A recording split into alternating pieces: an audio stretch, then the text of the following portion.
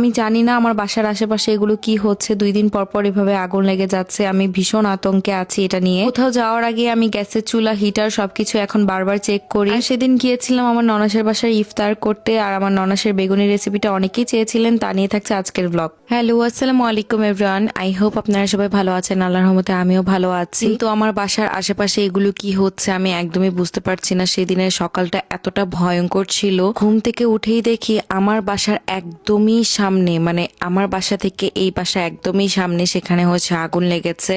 আর fire service, police এসে সেই আগুন নিভাচ্ছিল। 3 ঘন্টা ধরে পানি দেওয়ার পর সেই আগুন নিয়ন্ত্রণে এসেছে এন্ড পুরো বাড়ি জ্বলে একদম ছাই হয়ে যায়। এই যে হলুদ কালার ফুলে ওয়ালটা দেখছেন, এখানে আমি মাঝে মাঝে আমার প্রায় ড্রেসের শুট গুলো করে থাকি। এর পাশের বিল্ডিংটার মধ্যে একদম আগুনটা লেগেছে। আমি এত ভয় পেয়েছি যে আসলে মানুষ কি ভিতরে আছে কিনা। পরে জানলাম যে না, তারা বের হয়ে গিয়েছে, বাট ঘর পুরা জ্বলে একদম শেষ। সেম একই ভাবে এই বাসার মধ্যেও আগুনটা লেগেছে, হিটার থেকে আগুনটা লেগেছে। আর কাঠের বাসায় তো একটুতে আগুন লাগলে একদম পুরো বাড়িতে ছড়িয়ে যায়। কিছুদিন আগে এই বাসাটার মধ্যে হচ্ছে আগুন লেগেছিল, আজকে দেখেন কি হয়েছে। আজকে এই বাসাটার মধ্যে আগুন লেগেছে।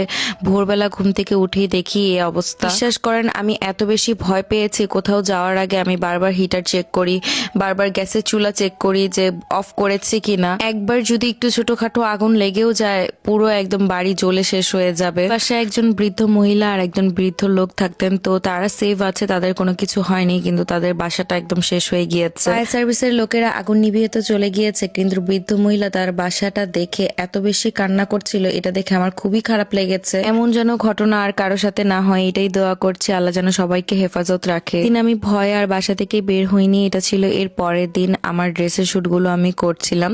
সো আজকে এই খুব সুন্দর আনারকালি ড্রেসটা পরবো। ড্রেসটা আপনারা স্টিচও নিতে পারেন, আনস্টিচও নিতে পারেন। আর নেকে দেখেন খুব সুন্দর করে স্টিচ নিলে আপনার এই টার্সেলটা পেয়ে যাবেন। যে ফ্লাওয়ার গুলো আছে দেখে মনে হচ্ছে একদম জীবন্ত ফুল। আর এটা হচ্ছে ওড়না, ওড়নার 4 সাইডেই হচ্ছে আপনার এই সুন্দর টার্সেল গুলো পেয়ে যাবেন। ওড়নাটা হচ্ছে কোটার মধ্যে, আর পাশে খুব সুন্দর করে এমব্রয়ডারি করে ফ্লাওয়ার করা আছে। আর প্যান্টটা হচ্ছে আর সেম ড্রেসের যে প্রিন্টটা আছে সেই প্রিন্টেরই। ড্রেসটা অসম্ভব সুন্দর, আমার কাছে হোয়াইট কালার অনেক পছন্দ। আর হোয়াইটের মধ্যে এই ফুলগুলো এত সুন্দর লাগছে। আমি ভাবতাম আমাকে আনারকালি ড্রেস পরলে অনেক বেশি মোটা লাগবে, কিন্তু আনারকালি ড্রেস পরার পর আমাকে আরো বেশি চিকন লাগছিল, এটা দেখে আমি অবাক হয়েছি। যাই হোক, ওড়নাটাও এত সুন্দর, ঘুমটা দেওয়ার পর তো আরো বেশি ভালো লাগছে আমার কাছে। সেই দিনের ওয়েদারটা এত বেশি সুন্দর ছিল, ওয়েদার দেখে আমি ভাবলাম যে ঠিক আছে আজকে তাহলে অনেকগুলো ড্রেসে শুট করে ফেলবো। কিন্তু দেখেন আমি সবকিছু রেডি করে নিয়ে এসেছি, কিন্তু মেইন জিনিসটাই আনতে ভুলে যাই, সেটা হচ্ছে স্ট্যান্ড। স্ট্যান্ড ছাড়া আমি কিভাবে একা একা ছবি তুলবো। কত দূর সাইকেল চালিয়ে আমি পার্কে এসেছি, কিন্তু আমার সেই স্ট্যান্ডটা না আনাতে আমার আজকে কাজগুলো আমি একটাও করতে পারিনি। পরে কি পার্কে দেখলাম যে হচ্ছে ফুল ফুটেছে খুব সুন্দর সুন্দর। আর এই ফুলটার নাম আসলে আমি জানি না, কিন্তু ফুলটা থেকে খুব সুন্দর একটা স্মেল আসছিল। অনেকে আমার বাসার সামনে এই পার্কটার কথা জানতে চান, এটা হচ্ছে মিসাতো পার্ক। এইটাই আমার বাসার থেকে অনেক কাছে। যাই হোক, বাসায় যেয়ে আমি আবার স্ট্যান্ডটা নেই, স্ট্যান্ড নিয়ে আমি বাসার আশেপাশেই হচ্ছে ছবি তুলছিলাম। এখন বলি আমার পর এই ড্রেসটা আপনারা কোথায় পাবেন। এই ড্রেসটা আপনারা হচ্ছে RTH ইফুরিয়াতে পেয়ে যাবেন। আমি বলবো যে আপনারা এই স্টিচ ড্রেসটাই নেন, তারা খুব সুন্দর করে আপনাকে স্টিচ করে দিবে। পরে আমি শুট শেষ করে বাসায় চলে আসি, আর আমার একটা পার্সেল এসেছে বাংলাদেশ থেকে। এই শাড়িটা দেখেন কি সুন্দর, এটা পরার জন্য আমি খুব অস্থির হয়ে আছি, আমি কবে পরবো এটা। সে কিছুক্ষণ রেস্ট নিয়ে আমার ননসের বাসায় চলে এসেছি। এখানে আজকে ইফতার করবো। আমার শাশুড়ি মা হচ্ছে বোয়া ভর্তা করেছে, আজকে ইফতারে আমরা বোয়া ভর্তা খাবো আমার শাশুড়ি মার হাতে। আপনারা আমার ননসের হাতের বেগুনির রেসিপি দেখার জন্য এত বেশি অস্থির হয়েছিলেন, আজকে আপনাদের সাথে বেগুনির রেসিপিটা শেয়ার করবো।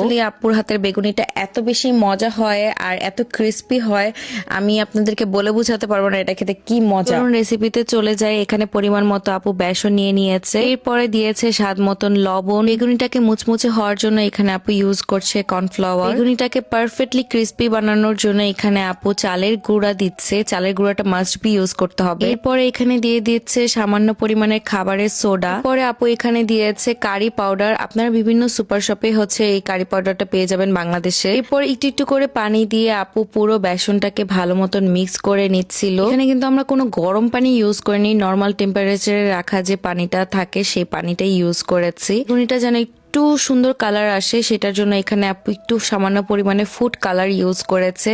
অ্যান্ড এটার জন্যই আসলে বেগুনিটা দেখতে এত বেশি সুন্দর হয়। এই ব্যাটারটাকে ভালো মতন মিক্স করার পর 30 মিনিট রেখে দিলে এরপরে যদি আপনি বেগুনি ভাজেন তাহলে বেগুনিটা আরো বেশি সুন্দর হবে। এই ব্যাটার দিয়ে আপনি আলুর চপও ভাজতে পারেন, আর ব্যাটারের হচ্ছে থিকনেসটা ঠিক এমনই থাকবে। পরে এখানে আপু লম্বা লম্বা বেগুন কেটে নিচ্ছিল। এটা দিয়ে আপুর বেগুনটা কাটা খুবই সুন্দর হয় আর খুব ইজিলি হচ্ছে কেটে যায়। প্রত্যেকটা বেগুন একই টাইপের হচ্ছে কাটা হয়েছে, কোনোটাও বড় হয়নি কোনোটাও ছোট হয়নি। বেগুনি ভাজার জন্য চুলায় যে গরম তেলটা করেছেন সেই গরম তেলটা একটু নিয়ে ব্যাটারে দিয়ে দিবেন, এরপর মিক্স করবেন, তাহলেই দেখবেন যে আপনার বেগুনি একদম মুচমুচে হয়েছে। এটা হচ্ছে আপুর টেকনিক। আমি জানি না আপনারা এই কয়জন আসলে এই টেকনিকটা ইউজ করেন। আর গরম তেলে বেগুনি ছাড়ারও একটা নিয়ম আছে, ঠিক এভাবে উঠিয়ে তারপরে হচ্ছে বেগুনিটা ছাড়বেন। জাস্ট দেখেন গরম তেলে দেওয়ার সাথে সাথে বেগুনিগুলো একদম ফুলকো ফুলকো হয়েছে। বেগুনিগুলো দেখেই আসলে যে কারো ভালো লাগবে, বেগুনিগুলো এত এত সুন্দর হয়েছে। আমিও আসলে আপুর মতন ট্রাই করার চেষ্টা করেছি, বাট আমারটা কেন জানি হইতেই চায় না। বেগুনিটাকে ভালো মতন ব্যাটারের সাথে মিক্স করার পর এভাবে উঠিয়ে ধরে এরপরে তেলে ছেড়ে দিবেন, দেখবেন যে খুব সুন্দর সুন্দর ফুলকো ফুলকো হচ্ছে বেগুনি হয়েছে। আপনারা এত এত রিকোয়েস্ট করেছিলেন যে আপু বেগুনির রেসিপি দেন, এই যে দিয়ে দিলাম। এখন আপনারা কি রেসিপি দেখতে চান অবশ্যই কমেন্ট করে জানাবেন। জাস্ট দেখেন প্রত্যেকটা বেগুনি দেখতে কতটা সুন্দর হয়েছে আর প্রত্যেকটাই ক্রিস্পি হয়েছিল। পরে হচ্ছে ইফতারের সময় হয়ে যায়। এখানে আমরা রোজাটা খেজুর দিয়ে খুলছিলাম। আমার খেজুর খেতে খুবই পছন্দ। আমার ননাসের হাতের বেগুনি আমার এত এত পছন্দ, আমি একবারে 10-15টা খেয়ে ফেলি। আমার এত এত ফেভারিট। সাউন্ডটা শুনেই বুঝতে পেরেছেন কি পরিমাণে ক্রিস্পি হয়েছে এই বেগুনিটা।